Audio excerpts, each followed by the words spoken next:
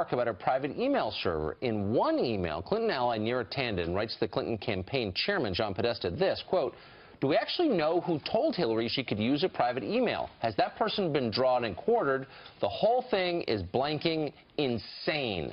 So, if they thought that it was so insane, how did they get away with this and cover it all up? Joyce, right now, to weigh in is Judge Jeanine Pirro. Well, Judge, they thought they could get away with it because they weren't going to tell anybody. Exactly. And what we find out from WikiLeaks is that, you know, when people say that Hillary Clinton is so experienced, well, I think that now the American public understands what her experience is like.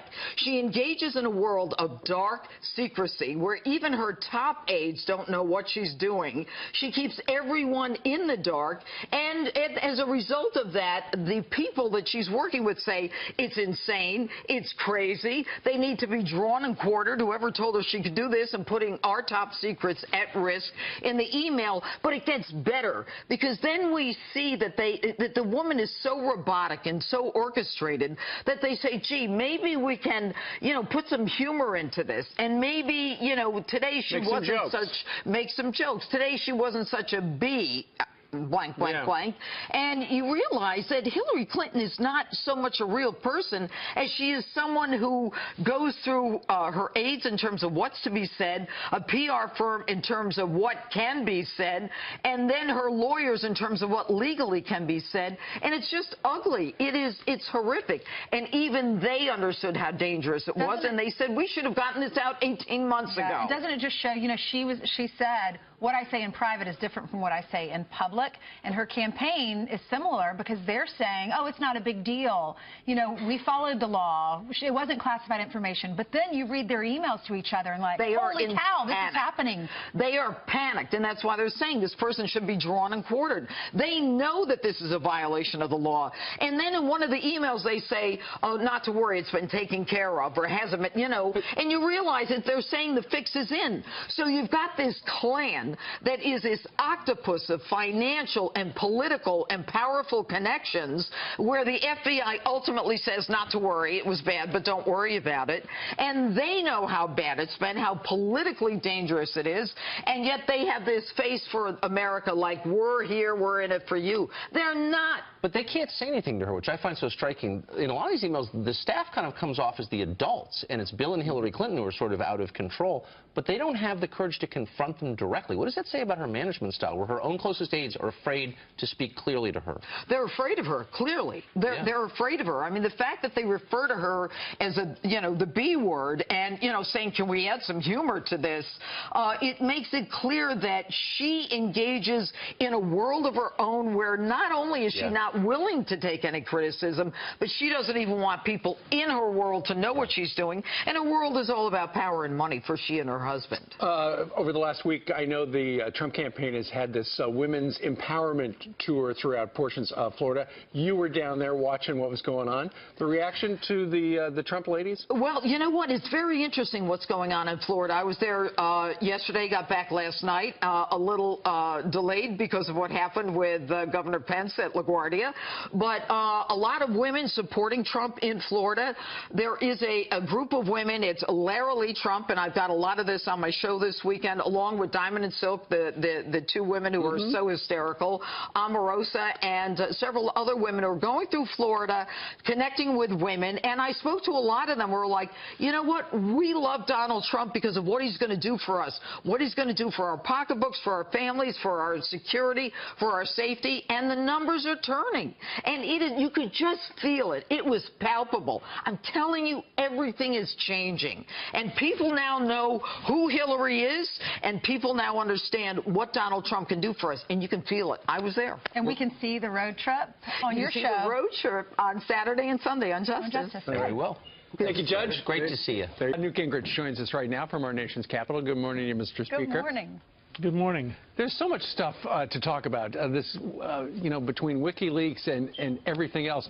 It has been revealed, earlier this week we were talking about Dr. Jill McCabe, who is the wife of a high-ranking FBI guy. He actually was in charge of the FBI field office in Washington, D.C. when they were looking into her private email server. As it turns out, we revealed that something like $500,000 from Terry McAuliffe's PAC went to her campaign, and then a couple $100,000 from the state Democratic Party. And now, Mr. Speaker, it has been revealed that there was a fundraiser for her, and Hillary Clinton personally was a headliner at the fundraiser for the wife of the FBI guy. Mr. Yes. Speaker, how crazy is that? Well, look, as long as you start with the idea that corruption has now penetrated the Obama administration at levels we have never seen in American history, that Hillary is the personification of that corruption, that it has corrupted the FBI, it's corrupted the IRS, the Veterans Administration is clearly corrupt. You go down the list. What the American people are facing is a genuine crisis in whether or not we're going to be a government that has the rule of law, or we're going to decay like Venezuela into a country where, as long as you're powerful, you can get away with anything. I mean, this is one of many utterly insane things that the Clintons believe they can get away with, and the truth is they do. I mean, she's raised huge amounts of money out of presumably honest people who are willing to tolerate having a totally corrupt, dishonest president because they think it's in their interest to do so. Mr. Speaker, this is why a lot of people like Donald Trump. He wants to drain the swamp, as he says, tired of the establishment. Does this happen in Washington on both sides of the aisle, or is this just... No. This is... Look, you can go back to the Harding administration in the 1920s, the Grant administration in the early 1870s, maybe a little bit of Truman in the late 1940s. None of those are like this. This is the most corrupt person ever to run for the presidency of the United States. The scale, as we're learning from WikiLeaks, the scale and the depth of her collective team, not just her collective team's contempt for the law, their willingness to lie, their willingness to run over the law, their willingness to subvert the justice system. I mean, the damage Comey has done to the FBI may not be recoverable for a generation. It's terrible to watch one of the great law enforcement institutions of all time decay into this kind of corrupt behavior. And there's no other way to describe it. So, Mr. Speaker, Obamacare is, of course, collapsing. We're paying attention to it again. But it's been hurting people since it was passed. But it's been hurting a specific group. It doesn't hurt the rich. They've got their own coverage. It doesn't hurt the poor, of course, because they're fully subsidized. It hurts the middle class, the group that doesn't vote Democrat in the first place. Do you think that was by design? I think that the left is very happy if Obamacare collapses, because it'll be their excuse to go to a British or Canadian-style government-run system, which is what they wanted all along. And if you'll notice, the architect of the system said 2 days ago, Dr. Emanuel said that the dramatic rise in cost was always part of the plan. I mean, if you look at the demonstration, and again, let's talk about honesty and corruption. You look at what Barack Obama said publicly as a candidate, and you look at what his team knew, it's a level of dishonesty that is breathtaking. I mean, Richard Nixon must be looking down and wondering what he did wrong, that he couldn't be as clever as these people are at total dishonesty. Well, and now he's blaming the media for it. Well, of course. I mean, you always know with Obama it's somebody else's fault. It's never his fault. And the truth is, you look at his approval numbers, you have a country today in which an enormous number of Americans are willing to tolerate almost anything, and they're not digging very far beneath the surface, even though, as you just pointed out, it's costing them money. I have a good friend in Minnesota whose personal insurance, just for herself, is going to go up $2,400 a year in January. And she doesn't know that's the increase. That's not the cost. And at the same time, of course, her deductible is going to get bigger. So why are Americans suddenly willing to put up with this level of corruption, do you think? I think it's partly where the culture is. I think we're numb from all the stuff you see every day in social media. Where I describe it as the age of the Kardashians. I mean, we're in a period where, you know, you can do almost anything and get away with it. You can say almost anything and get away with it.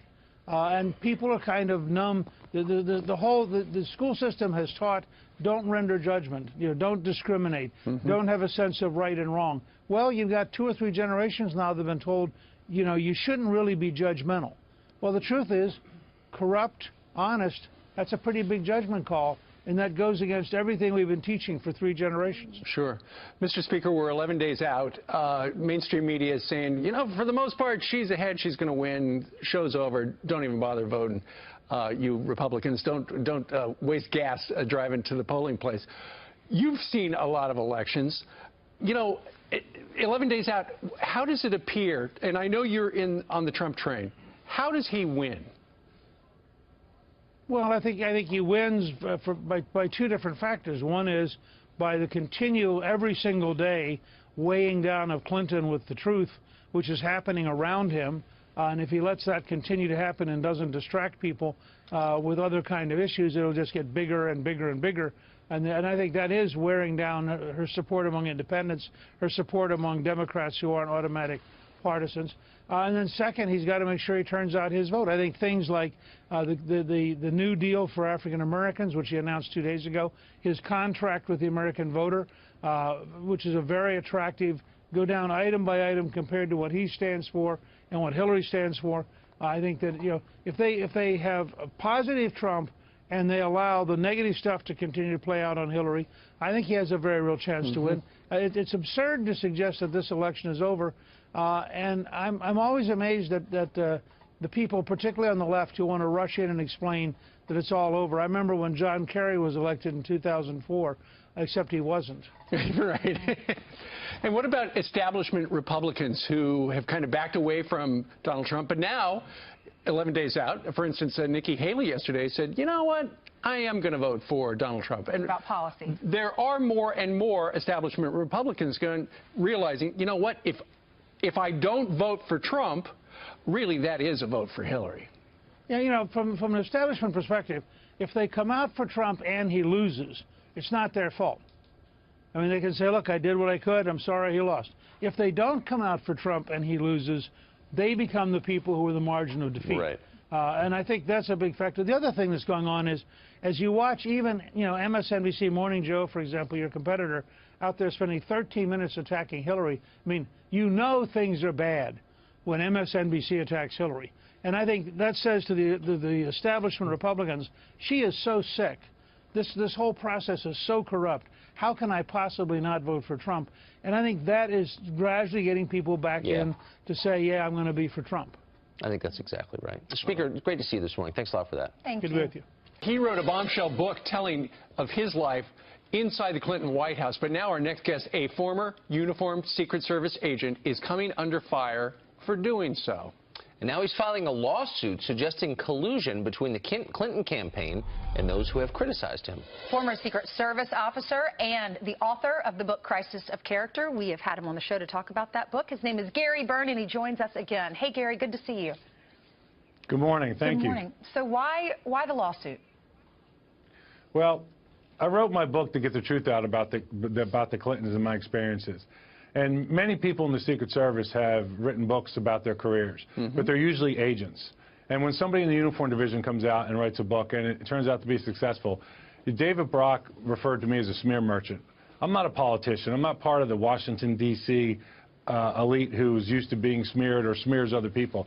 I'm a career government employee. I'm a veteran of the Air Force, 25 years in federal law enforcement. I'm a good, honest, decent person. I told my story. It's true. David Brock and other media outlets have smeared me, called me a liar. The Retired Secret Service Agents Association came out and said I could have never saw what I saw. Well, that's incredibly inaccurate, because somebody from the Secret Service would probably know that I was subpoenaed 6 times and then eventually ordered to testify by the Supreme Court Justice Rehnquist.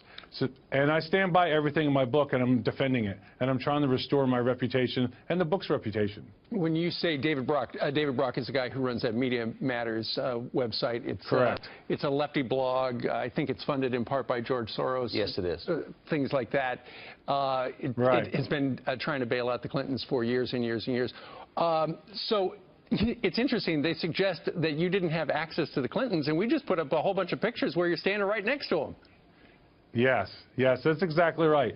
And in some cases, I would say, you know, I don't know David Brock, but I would say he was spilling out anything he could to make me look bad, to try to. Here's the thing.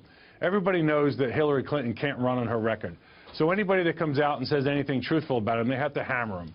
And it's just, I realize it's part of the process, but I'm not part of that system, and I want to try to restore my reputation and my good word in the book. Well, so you got hammered, but you also got ignored. I mean, if one of Trump's security detail wrote a book about covering Trump, I think that would be on Good Morning America every day for a week. Most media outlets just acted like your book never came out. So for our viewers who aren't familiar with the book, tell us what they would learn if they read it. So you're looking at the first employee in the history of the Secret Service who ever had to be compelled to testify against a sitting president in a criminal law case. I was subpoenaed 6 times in the Monica Lewinsky case. And you're right, Tucker. If this book, if what I saw was about a Republican, they'd be carving my face in the side of Mount Rushmore. But because it's about a liberal, the mainstream media comes out, they either ignore me or they rip me apart. Now, every mainstream media TV show had somebody on there to tear me apart and call me a liar, but they wouldn't give me the 10 minutes like you kind people did to explain myself and to tell the truth. Well, Gary, what is the truth about Hillary Clinton? We're very close to the family, clearly. What do the voters need to know about her? What they need to know is that she's cold, she's distant, she's angry. The real Hillary Clinton is the woman you saw during the Benghazi hearings that yelled, what difference does it make at this point? The real Hillary Clinton is the person who refused to pick up the phone and let a handful of men and women fight for 13 hours with a couple $100,000 worth of small arms when there were hundreds of millions of dollars of equipment and men and women around ready to rescue them, and she didn't make the call. That's the real Hillary Clinton. It's the real Hillary Clinton that defended her husband's affairs and the alleged assaults and slut-shamed those women. That's the real Hillary Clinton. And, of course, in the WikiLeaks dumps, we've learned over something like 30,000 different emails that apparently there are a number of FBI agents who felt like she's the last person they wanted to work for as well. And one thing about Gary's book, A Crisis of Character, we've heard rumors about it for years, but it does start with a story about a vase in the private residence. Somehow, after there was a melee of sorts up there, wound up broken, and it seems like somebody probably threw that at the former president, right, Gary? Yeah, so here's the facts. There was a bad argument. It was so loud it was echoing through the mansion. At one point there was a crashing sound. When it was investigated, there was a broken vase found. I saw the broken vase the next morning in the curator's office. Later on, when President Clinton came over to the Oval Office, he clearly had a black mark under his eye and was trying to conceal it with makeup. So I don't know how he got the black eye. I don't know how the vase got broken, but those are the facts. Black eye, bad argument, broken vase. Okay, you connect the dots. It's quite a portrait of someone who claims to love humanity but doesn't like people very much. That's what it looks like to me. No, she does not. All right, the book is called Crisis of Character. Gary, thank you very much. Thank you, Gary. Thank you. It was a pleasure being with you. Thanks. Well, a remarkable new memo confirms what the rest of the country has suspected for years. Bill Clinton has been using his charitable activities to get almost unbelievably rich. Top Clinton aide Doug Band, who ran the Clinton Foundation, details how he helped President Clinton personally make millions of dollars. Personally. And much of the cash raked in from the foundation donors happened while Hillary Clinton was Secretary of State. That was a major boon to their finances. Here to react is Alabama Senator Jeff Sessions. He is chairman of the Trump campaign's national security team and a key advisor to the candidate. Senator, thanks a lot for coming on this morning. Thank you, Tucker. So I want to read you part of this memo from Doug Band about Bill Clinton, Inc. that came to light in the WikiLeaks dumps. Here it is. Throughout the past almost 11 years since President Clinton left office, I have endeavored to support the Clinton Foundation and President Clinton personally. President Clinton's business arrangements have yielded more than $30 million for him personally, with $66 million to be paid out over the next 9 years should he choose to continue with the current engagements. So you have almost $100 million that he's bragging about in these emails. Is this a surprise to you, or did we know this? These numbers are a surprise to me, Tucker. I knew he was making a lot of money on speeches for political reasons and connections that people were paying, not for the value of his speech, but those are stunning numbers. Another number that to me is just knocks my socks off is that he and Hillary gained $153 million in speaking fees alone since he left the White House. That is just unbelievable. People feel correctly that our leaders are spending too much time worrying about rich people and big fees and not enough time about their own interest and America's interest. And yet it's not to excuse the Clintons to note that this is pretty conventional in Washington. I mean, I am certain that President Obama plans to get very, very rich from arrangements like this, from speeches, the second he leaves office. Is this the swamp that the Trump campaign is talking about draining? Absolutely. We've got to do better about that. A lot of this money comes from foreign countries, which is doubly troubling. So Donald Trump's proposals are to tighten up dramatically the ability of foreign companies through lobbyists and other ways to fund politicians in the United States. It really needs to be tightened up. But fundamentally, what the American people feel is this is, in a way, a real corruption. It corrupts the purity of the interest of our leaders. They spend too much time raising money. Billions of dollars, $1 billion or more Hillary Clinton has raised for this campaign. Donald Trump has funded most of his own by his own money. And I think that allows him to be more effective in fighting against this kind of thing. So there's a new report, Senator, that illegal immigrants are pouring over the border ahead of this election. They're afraid of a Trump win, but there's also the promise that a Hillary win would allow them to become citizens at some point. I mean, it seems to me, if that were to happen, if Hillary were to win and she were to legalize the illegals in this country now, that would constitute a massive and history-changing demographic, a voting bloc for Democrats. Am I misreading that?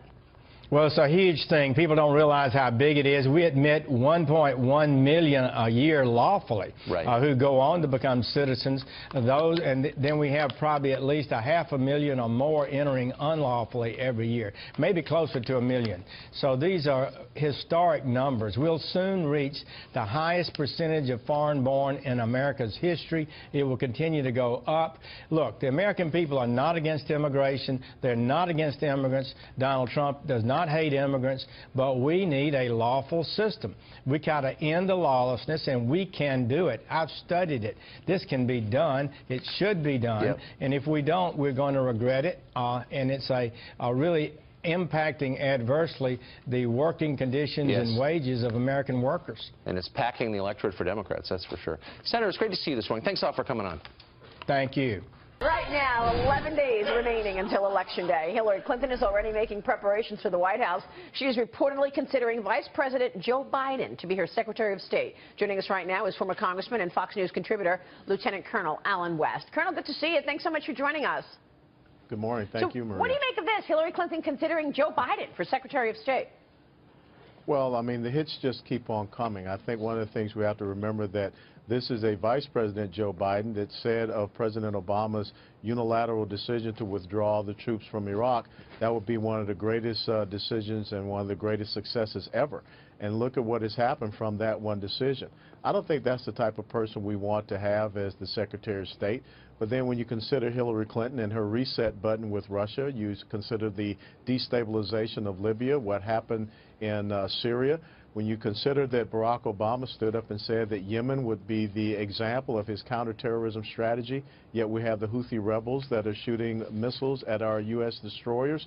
Neither one of these individuals, Hillary Clinton nor Joe Biden or even Barack Obama, have shown their competence and an ability to be strategic decision makers. Yeah, most people would agree that when we pulled out of Iraq, that's when ISIS rolled over the Iraqi army, took the U.S.'s technology and armaments, and actually ISIS was created and got worse.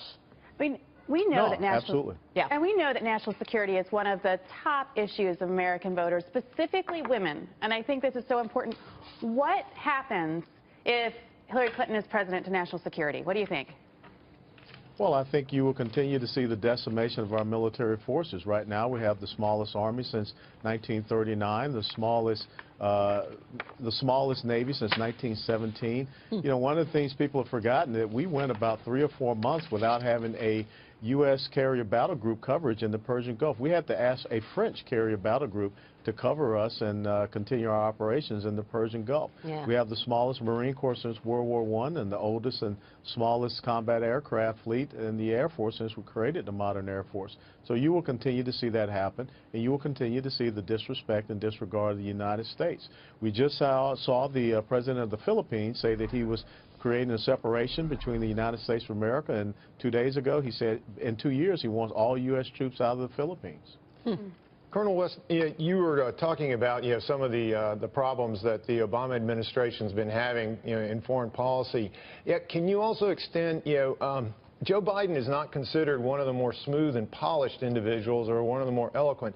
How important is that capability in a Secretary of State? How much does diplomacy kind of depend on those sort of personal characteristics of the individual? Well, it's incredibly important because the thing is you are carrying the image of the United States of America to other global leaders. And I think if we have someone like a Joe Biden, they will just continue to laugh at us, like the Russians did with the little reset toy button. And when you think about the type of people that are out there with Hassan Rouhani, Vladimir Putin, Xi Jinping, these are people that are very serious and they're very, very shrewd, and they're outmaneuvering the United States of America when you look at the advancement of their global goals and objectives. You look at what is happening in Syria, where Russia and China have implanted themselves. Iran is the regional hegemonic dominant power now in the Middle East, controlling 4 capitals there. This has all come in the last 7.5 years. But before we rip on Vice President Biden for his shoot from the hip, loose lip style, that is Donald Trump. So Donald Trump wants the top job, not Secretary of State. So I just wanted to highlight the irony of that criticism. But Colonel, let's talk about Iran, because with this Iran deal, regardless of who wins, is it irreversible in terms of the power and the money that we've handed over to this state sponsor of terrorism? Well, it's not irreversible, but you're definitely going to be on an uphill climb. And there is no doubt about the fact that we have enabled the #1 state sponsor of Islamic terrorism in the world to, without a doubt, be flush with cash.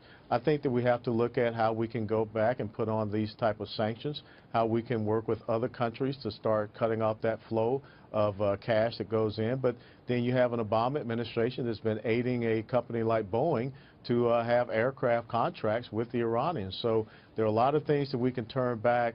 But if we continue down the path of another 4 years of this type of foreign policy, we'll be looking at a new axis of evil between Iran, Russia, China, North Korea. And the one thing about Donald Trump, I would say that if he can surround himself with the right type of individuals that he will listen to, because this president has not listened to anyone but himself. He has a great team on the campaign trail, Colonel, and sometimes he clearly doesn't listen to them. For sure. Now, Michelle Obama seems to be sort of an important element in Hillary Clinton's campaigning. Of course, she was bashing Trump yesterday on national security. Trump was fighting back. Listen to this, Colonel. I want to get your reaction. Donald, you're the one who's got a lot to learn about the military and everything else that makes America great. We want a president who takes this job seriously. Someone who we can trust with the nuclear codes, because we want to go to sleep at night knowing that our kids and our country are safe. Hillary Clinton unleashed ISIS onto the world. You know that story. So we have no choice. We will stop ISIS, and we will stop them fast.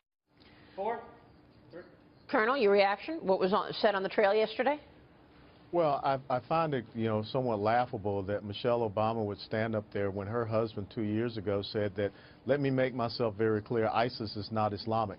Well, I'm trying to figure out what the heck does the I stand for. Is it Presbyterian? Is it Mennonite? Is it Baptist? So I don't need to have Michelle Obama trying to give national security strategy because her husband has been an abject failure.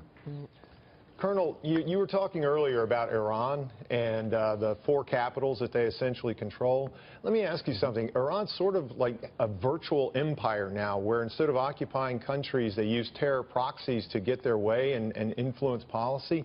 What could be done in the new administration to try and roll back that strategy? Well, without a doubt, you have to start looking at how you cut off their flow of men, material, and resource support. We've got to start, looking at building better alliances. One of the things we should have been doing is working with the Iraqi Kurds. We should have been working stronger with the Jordanians, with the Egyptians as well, and Israel. Because right now, when you look at Iran's support of the Quds Force, Hezbollah, and as well as Hamas, that's the way that they use these proxy entities to be able to control places such as Beirut, Lebanon, such as going in with the Houthi rebels in Sana'a, Yemen, and as well as going into Baghdad, Iraq. We have put 6,000 U.S. troops right in the middle of a cauldron, a complete morass, and they don't have any strategy, any goals and objectives whatsoever. And I think that's the worst thing that has come out of this Obama administration is this sense of mission creep and the optics of doing something when actually you're not doing anything whatsoever. Joining us right now is former New York Lieutenant Governor and Trump supporter Betsy McCoy. Also with us is Chuck Rocha. He is Democratic strategist and president of Solidarity Strategies. Good to see you both. Thank you so much for joining us. So these emails, Betsy, give us your take here and the timing of it, obviously important right before. Very important, but this lays out the Clinton triangle, how the Clinton family profiteered from Hillary Clinton's position as Secretary of State. Bill Clinton would rake in millions of dollars and put it in his own pocket for speaking fees and appointments of one sort or another, and then also mega millions for the Clinton Foundation, and then he would send his payers over to the State Department for whatever they needed, access to Hillary Clinton, decisions, dinners, and a lot of this is laid out in these WikiLeaks. Lorient University paying Bill Clinton $18 million for advice. That's more than the president of Harvard University earns. So this is really shocking. And in the process, they also violated laws, including tax laws, by failing to report gifts from foreign governments required by the IRS. Yeah, Chuck, obviously this doesn't look good. Not good timing with 11 days before the election for Hillary Clinton.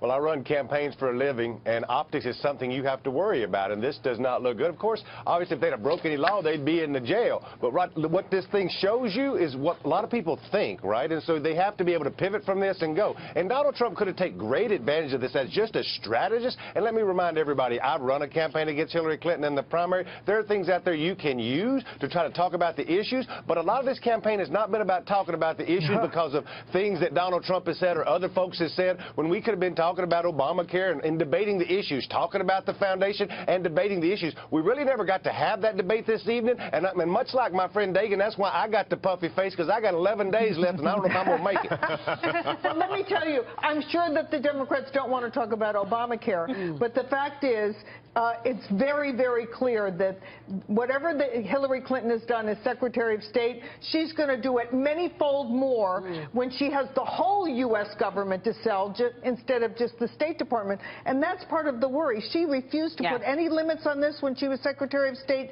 The Senate pushed her to do it, and she refused. And now she has refused to close this foundation. What do you say? What do you say? Chuck, yeah, you sound like, I mean, this is obviously a great gift to the Trump campaign when you think about Obamacare and these WikiLeaks and the whole Clinton Inc. Scandal.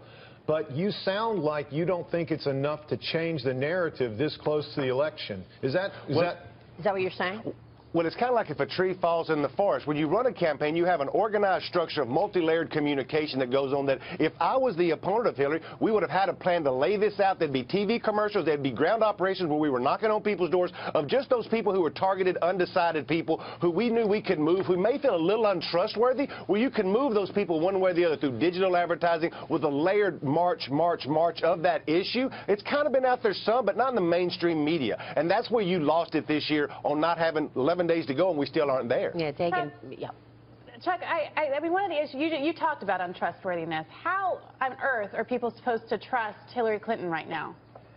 Well, I think you would see a different dynamic if she wasn't running against Donald Trump. When I was running Bernie Sanders' campaign, right, we never had to even say the secretary's name. We never did any negative campaigning, and we almost won. We won 22 states, so you knew there was an undertow out there. So I think some people out there that are in the middle of the road are picking the lesser of two evils. For sure. Well, and you're seeing that in the polls in terms of the independents. Yeah. In terms of Donald Trump in the new Fox News poll gaining the lead. He already had a lead. Yeah. And now he gained in the lead. And I think it's just so important that people understand that it's not necessarily just about Donald Trump. This is a vote against the establishment.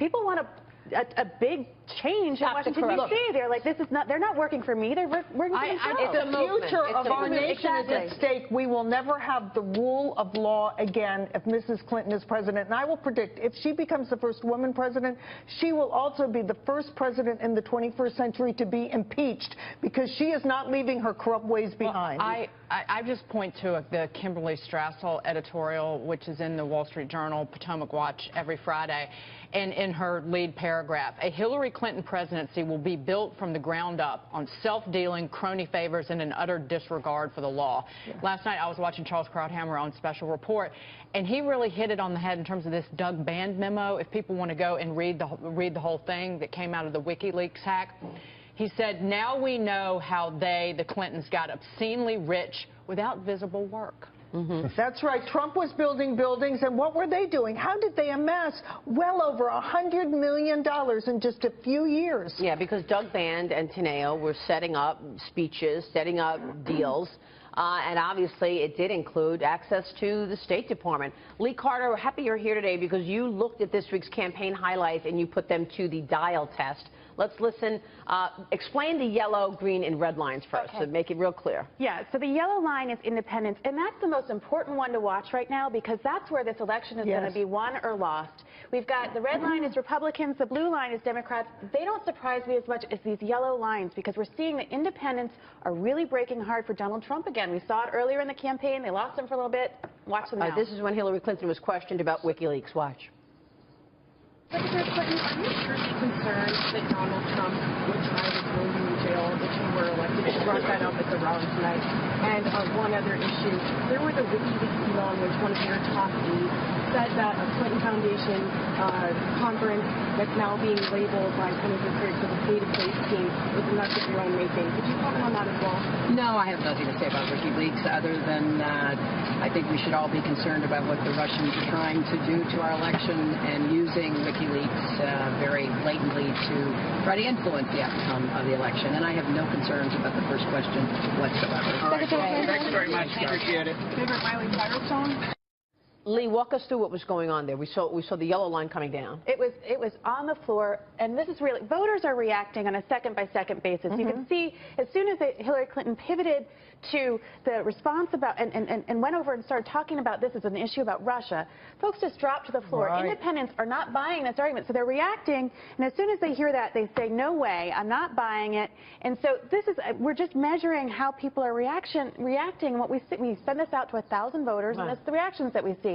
And frankly, you know, pivoting is a communication strategy that we see all the time. Sometimes it works and sometimes it doesn't. This does not work. People want an answer. They're sticking to it. We saw them start this whole Russia narrative at the Democratic National Convention, Dagan. Right. Remember, that's where they started it, and they just have been driving it home the whole election. And Trump has done himself no favors because he piled onto it and made that joke about Russia.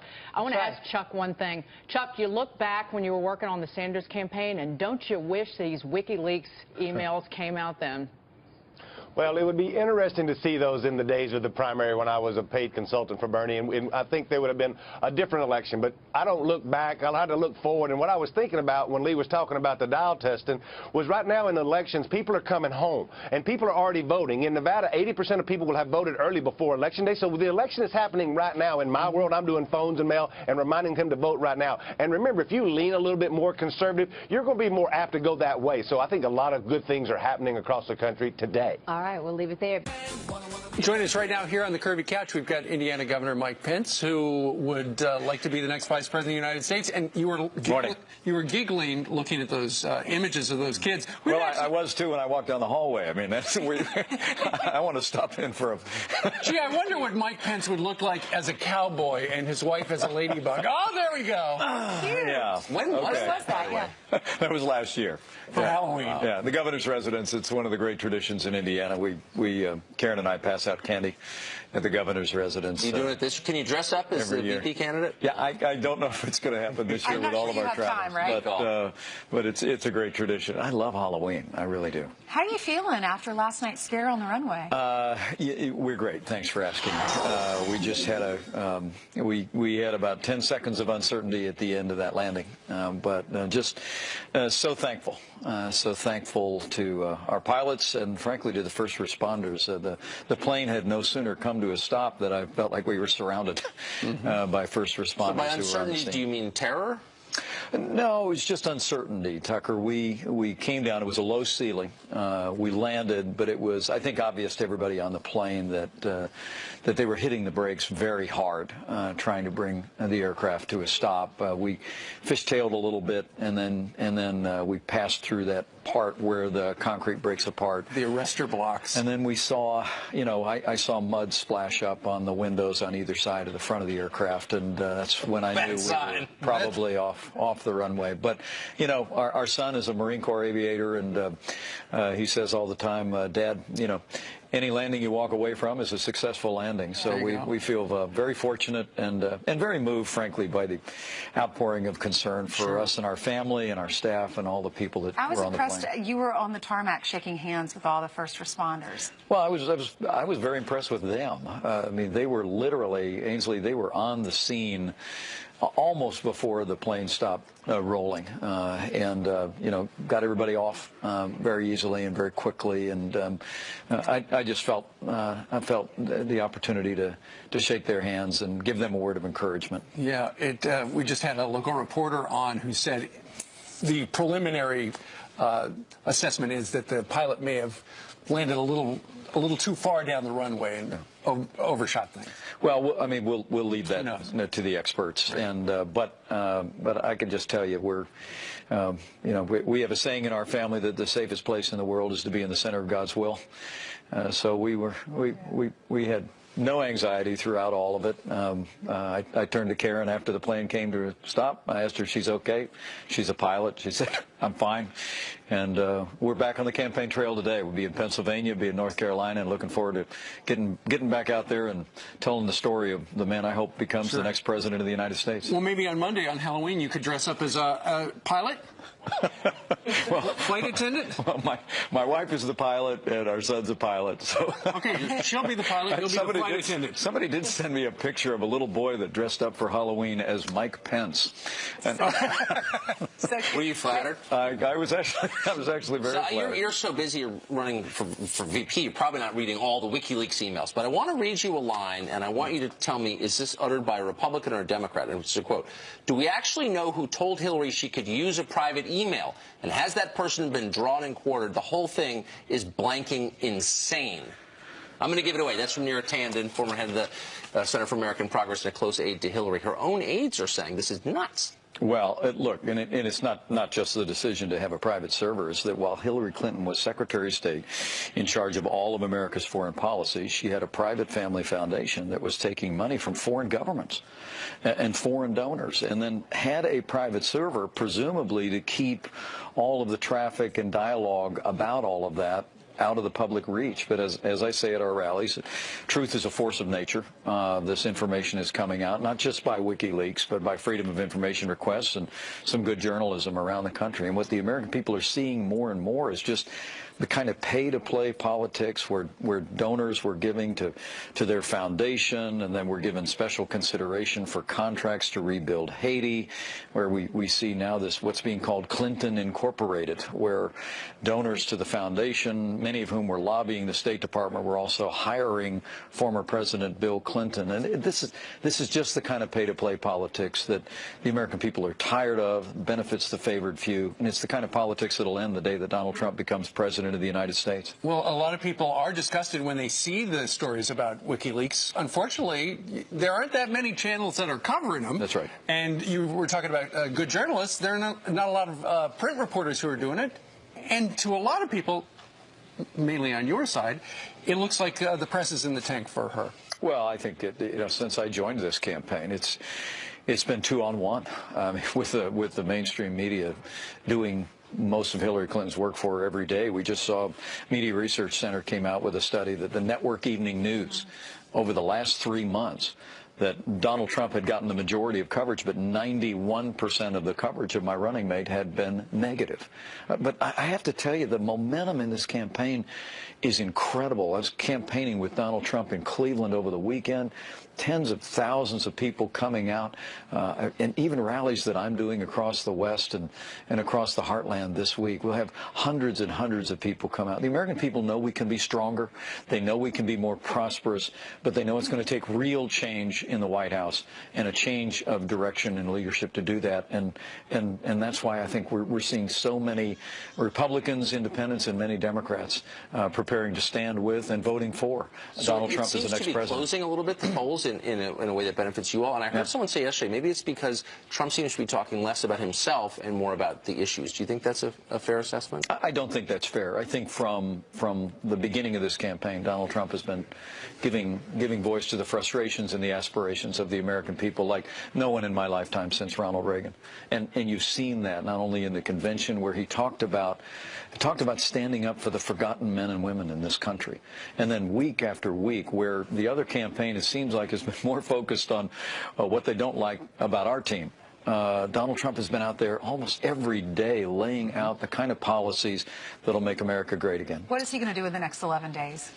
I think what you're going to see is Donald Trump and I both out all across this country, carrying that positive, optimistic message that we can make America great again, straight to the American people. I think, to understand this campaign, to understand our nominee, is to understand that this is a movement of the American people, and we both believe as we continue to carry that message all across this country, the American people are going to make America great again. Well, 11 days is the final voting, and the news this morning is that South Carolina Governor Nikki Haley, who had kind of backed away from you guys for a while, now says she's going to vote for you. What's your message to Republicans who, whether they were never Trumpers or whatever, they said, I don't know. Ultimately, they go into that voting booth in a couple of Tuesdays. Oh, 2 Tuesdays from now. What do they need to think about that? Well, look, number one, my respect for Governor Haley is boundless. She's done a great job in South Carolina. We're grateful for her support, grateful for Congressman Chaffetz's expressed support earlier this week. I think you're seeing Republicans and conservatives come together around the Trump-Pence team, but also just around our message of change, of rebuilding our military, of reviving our economy through tax relief, repealing Obamacare, smarter and tougher trade deals, repealing all those unconstitutional executive orders Barack Obama's put into law. And I think you're especially seeing Republicans and conservatives recognizing that we want a Supreme Court and appointments to the Supreme Court that will uphold our most cherished liberties in the Constitution. That's going to take electing Donald Trump as President of the United States, but it's also going to take re-electing Republican majorities in the United States House and in the United States Senate. And so my message as I've traveled around this week is we're grateful for the support from many independents who are tired of gridlock, grateful for the support of many Democrats who are tired of seeing our jobs shipped overseas and liberal policies, but also my message to any Republicans is it's time to come home. It's time to elect Donald Trump as the next president. It's time to re-elect our Republican majorities, and it's time to do everything in our power to make sure that Hillary Clinton is never elected president of the United States. All right, Governor. Governor Mike Pence. Thank you. We wish you all the best over the next 11 days. Thank you. He's coming to town to do it, and they were all pretty rattled, but they're all okay this morning. And he's joining us live next hour on the couch, I believe. There was lots of rain last night, but we're glad everyone's okay. That's right. Meanwhile, look who's joining us right now. Karl Rove joins us from, I believe, Austin, Texas. Yep, there's the State House behind you. Good morning, Mr. Rove. Good morning.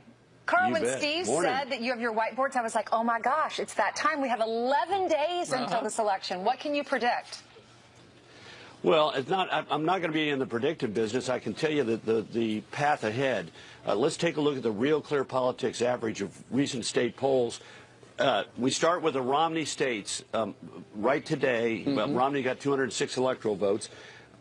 Today in the Romney states, Trump is behind in Arizona and North Carolina. So he's got about 180 electoral college votes today that are relatively safe. So the first thing he's got to do is win the 2 states where he's ahead in the Real Clear Politics average, Ohio and Iowa. That gets him to 204.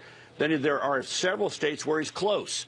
He's down by 1.5 in Arizona, 0.8 in Florida, 2 points in Nevada. If he were able to win those 3 states, it gets him to 250, awfully close to that 270. Then he's got to win North Carolina, where he's down by 3 in the Real Clear Politics average. And then it gets tough because these states here, Minnesota, I'm sorry, I screwed it up there, Minnesota, he's down by 4.6, Pennsylvania 5, Wisconsin 6, New Hampshire and Colorado 6.2, Michigan 7, Virginia 8.3. He's got some room to make up in these states here in order to get to 270. If he gets Minnesota, he's at 270. Pennsylvania, he's at 280. Wisconsin, he's at 270. New Hampshire only gets him 4 electoral votes, so he's got to get New Hampshire and say Colorado, which gets him a total of 13. Anyway, he's got some difficulties once he gets into this territory. Carl, what does your gut tell you? I mean, you've seen wave elections before. I don't know if this is a wave, but he's such a non-traditional candidate, and the legions of people who are supporting him, come hell or high water, we don't know exactly who they are, but it sure seems like there are a lot of them. Yeah, well, look, they're betting on a theory called the 5 million missing. The view is that Barack Obama won in 2012 because 4 million, he won by 4.9 million. The theory is there are 5 million mostly blue-collar, working-class whites who stayed home. And the idea is that they were not attracted by Romney and his message, even though they could never bring themselves to vote for Obama. And the question is going to be between now and the election day, are those people drawn into the system? Are they brought out to vote? And do they show up and alter the dynamic of the election by increasing the share of the vote that's cast by whites? And bringing up 5 million additional people. We'll see in 11 days. So far, he is underperforming among whites compared to Mitt Romney. Mitt Romney got 59% among whites. In the Fox poll, Trump was at 49%. He could theoretically get to match the performance of Romney, but basically by taking virtually every undecided white left in the poll, and some of those committed to the minor party candidates. So, Carl, I want to ask you about voter fraud. Trump and his surrogates have been talking a lot about it recently, alleging it. The question of non-qualified voters voting, there are millions of non-citizens with driver's licenses in this country. What would prevent them from voting? How hard is it for someone who is not a citizen but who has a government ID to vote in this election? Well, it depends on the state, and depends on the state party's rule, the state's rules regarding registering to vote and voting. For example, some states require a certain level of documentation, and they also ask you to affirmatively, upon pain of criminal offense, to affirm that you're a U.S. citizen, that you're eligible to vote. So there's some of this, and how much we really don't know, but it is a problem. That's why voter ID laws are important, because at least they provide one additional instance where people have to sort of document themselves in order to be able to vote, and then when they show up to vote, have to prove that they're themselves. There's another issue, though, that I want to quickly address because it involves my home state of Texas. There was a woman in Randall County, Texas, who was up in the Panhandle near Amarillo. And she wrote on her Facebook page that she'd had difficulty with the Texas device, and that she had tried to vote the straight party ticket and had gotten to the end. This is a thing where you go in and you have a little red dial, and you dial through each of the offices, and then you hit a button when it gets to your choice. And at the end of it, you're then given a screen that shows your choices. And when she got to the end of the screen, instead of the straight Republican ballot that she wanted to cast, she had cast a Democratic ballot. Now, the machine allows you then to go back and correct it. And she put this up as a cautionary item saying, watch out, make certain that you're playing with that red device correctly. And this has been somehow turned into an accusation that election officials in Texas are trying to steal the election from Donald Trump. Randall County is about as red a part of America as you can get. I think Mitt Romney got over 3/4 of the vote there. This was a woman raising a concern saying, be careful, if you haven't used this device before, make certain that you check at the end that you've entered your choices right. So we got to be careful about quickly conflating this woman's experience with a new device she hadn't used before with some kind of accusation that here in Texas we're trying to steal the election from whoever's choice the voter had made. You know, sometimes with these newfangled